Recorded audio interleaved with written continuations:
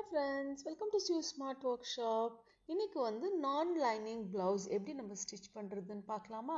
So நான் first வந்து sleeves part எடுத்திருக்கேன். ஸோ ஸ்லீவ்ஸ் பார்ட் வந்து இந்த மாதிரி பாட்டம்ல 1/4 இன்ச் ஃபோல்ட் பண்ணி இந்த மாதிரி ஸ்டிச்சிங் போட்டுக்கணும். ஸோ இன்னொரு ஸ்லீவ் வந்து ஆப்போசிட் சைடு நீங்கள் மேட்ச் பண்ணிட்டு இப்படி ஸ்டிச் பண்ணி எடுக்கணும்.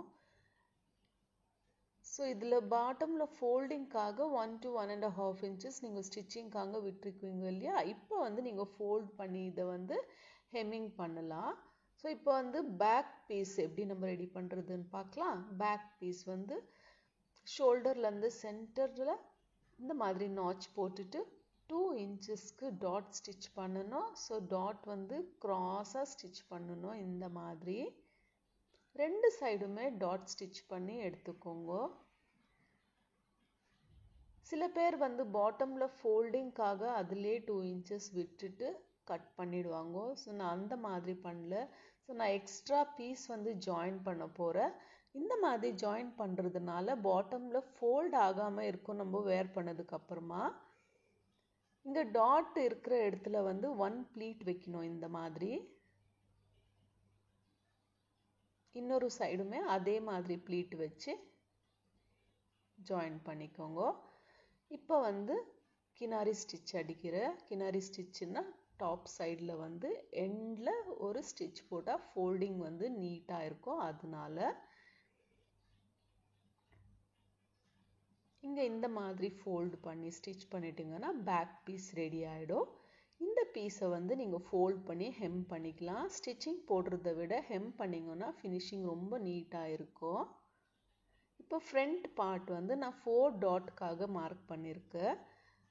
நான் ஆல்ரெடி ட்ரேசிங் வீலில் வச்சு டாட் மார்க்கிங் போட்டாச்சு. ஸோ அதுக்கு ஸ்ட்ரெயிட்டாக நான் ஸ்டிச்சிங் போட்டுக்கிறேன். இங்கேயுமே நீங்கள் டாட் ஸ்டிச் பண்ணும்போது க்ராஸாக ஸ்டிச் பண்ணணும்.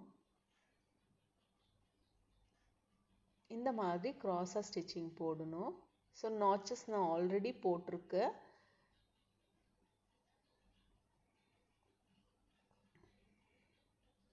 என்னோட சேனல் ஃபர்ஸ்ட் டைம் பார்க்குறீங்கன்னா லைக் பண்ணி ஷேர் பண்ணிக்கோங்க. ஃபர்ஸ்ட் டைம் பார்க்குறீங்கன்னா சப்ஸ்கிரைப் பண்ணிக்கோங்க. இந்த மாதிரி வீடியோஸ் ரெகுலர் அப்டேஷன் உங்களுக்கு கிடைக்கும். ஸோ ப்ளவுஸோட கட்டிங் எப்படி நான் பண்ணுறதுன்னு காமிச்சிருக்கேன். மெஷர்மெண்ட் ப்ளவுஸோட கட்டிங். ஸோ நெக்ஸ்ட் வீடியோஸில் வந்து நான் பாடி மெஷர்மெண்ட் எடுத்து எப்படி கட்டிங் பண்ணுறதுன்னு காமிக்கிறேன்.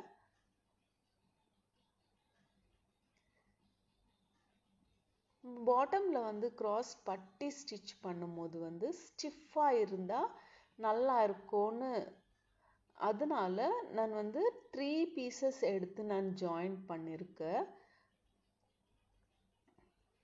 இது டாட் ரெடி ஆயிடுச்சு ஃப்ரண்ட் பார்ட். இப்போ வந்து பாட்டம் பட்டிக்காக பீஸ் ரெடி பண்ணிக்கலாம்.